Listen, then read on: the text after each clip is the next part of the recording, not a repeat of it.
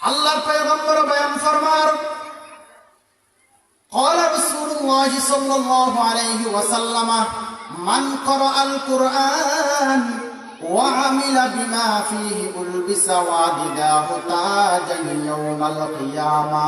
زوجه أحسن من زوج الشمس لو كانت في بيوت الدنيا أو كما قال عليه الصلاة والسلام الله پیغمبر بیان فرمان মান ক্বরাআল কুরআন ওয়া আমিলা বিমা ফীহি যেই সমস্ত ব্যক্তি আল কুরআন পড়ার পরে কুরআন তেলাওয়াত করে নিয়মিত বছরে একবার তারাবি পড়াইবার লাই হাফেজ হবে কোরআন শরীফ ধরে ব্যক্তি বানায়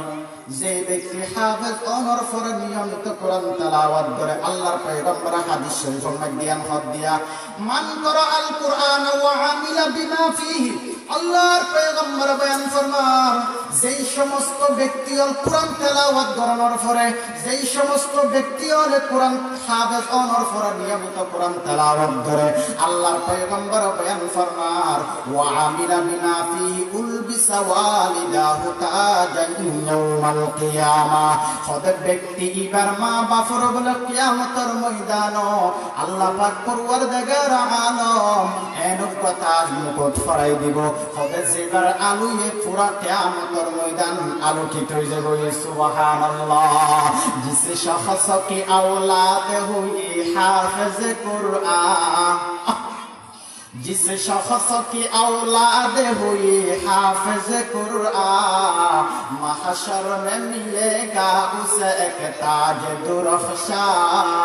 महशर में मिलेगा उसे एक ताज दुरख्शा आई मोमिन करते रहो कुरान की बातें आई मोमिन करते रहो कुरान की बातें कुरान में भी है बिशफा और दवा भी